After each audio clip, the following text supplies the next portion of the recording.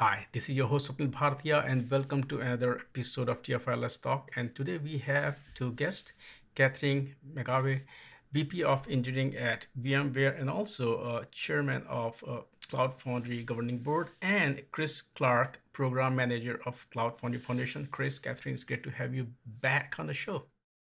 Thanks. Great to be here. Great to be here. Thanks, Papa. Yeah, Catherine, I would start with you. Now you're also chair of the board. So first of all, talk about what does this mean for you, for the community? We talked about your role in the previous discussion, but as a chair, talk a bit about this role and what does it mean for the community and of course for you as well. Yeah, it's a huge honor.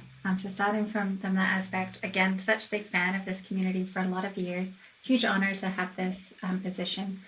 I think it's really signaling the ongoing commitment we have to both the VM-based community and our emerging Kubernetes community investments.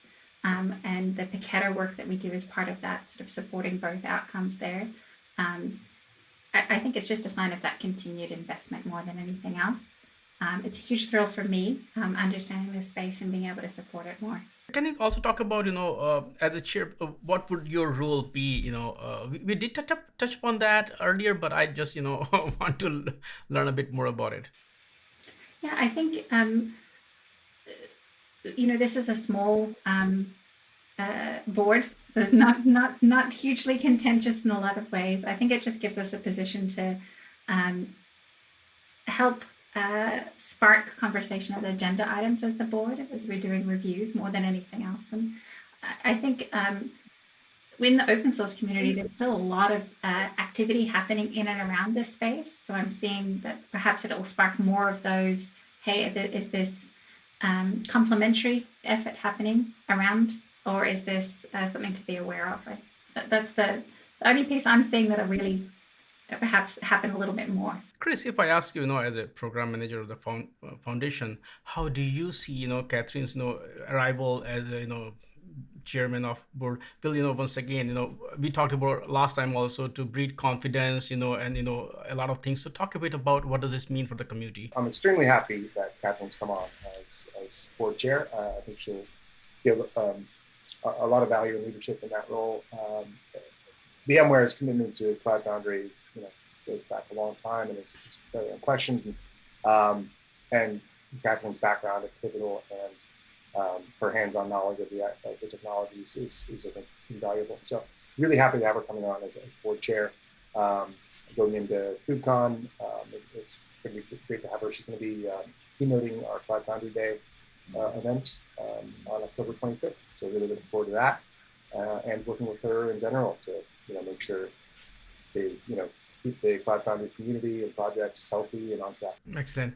Now, since we are all looking forward to KubeCon, talk a bit about what kind of activities we can expect from the Cloud Foundry community at the event. So on October 25th, the Tuesday before KubeCon, we've got a full day of talks, and really looking forward to that. It's been 3 years since we've had an in-person event, so this will be the first time since the pandemic that we can all get back together in person, and that's, I think, really going to be cathartic and productive. So I think most people are fairly burned out on virtual events.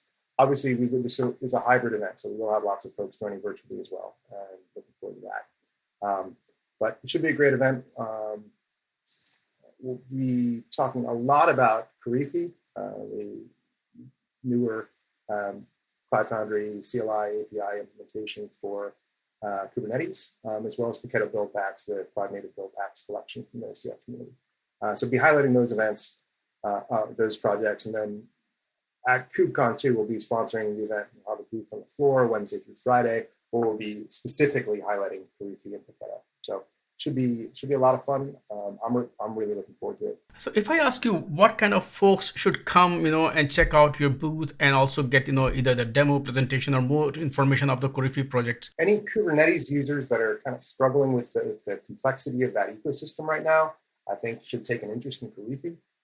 It should be a really valuable tool to sort of simplify both the developer experience and the operator experience of Kubernetes. And Paketo build packs should also have a wide range of appeal to folks who are maybe already using build packs or are interested in getting into build packs as well. There's a growing interest in what Paketo is offering, that middle management of a secure application starting point.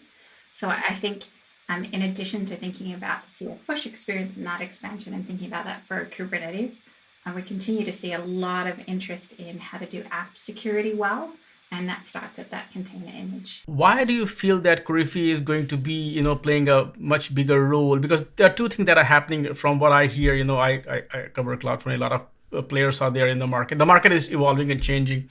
But one is that a lot of folks are on the classic Cloud Foundry, and they plan to stay there. And second is that folks, because everybody is looking at moving to Kubernetes, so there are two kind of people there. So they're also evaluating things. So first of all, talk about when you look at these two groups.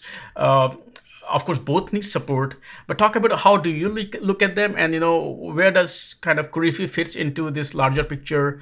Because we have to look at people will embrace new technologies at some point. I think with that end user base, there's a bunch that are help me with the path to Kubernetes. Like I have workloads that perhaps aren't well suited, maybe perhaps not cloud native workloads that I really want one management plane to support them, and that's Kubernetes. That's kind of won the market there. So with those folks, Korifi is a really, really interesting model because it's, hey, I've understood this developer experience. I understood what CF push looks like. Provide me that same kind of experience with Kubernetes. I think you also have a group that's, hey, I need to be on Kubernetes yesterday. And that group is doing a lot of DIY. They're using a lot of different tooling, or they're going to different vendors that are offering a full platform at that piece. So Korifi seems to be really hitting home with those that are like, help me with that path. But I'll say there's others out there that are trying to get to a full platform experience, meeting a lot of what Cloud Foundry provided on the VM base with Kubernetes, and Korifi is a starting point. It's not really the end game for that experience so far. Catherine, Chris, thank you so much for once again taking time out and talk about Cloud Foundry Foundation. I look forward to meeting you folks at KubeCon, and there are so much to talk about. So I'm also looking forward to a next discussion. But I really appreciate your time today. Thank you. Thank you. Thank you, Swapnil.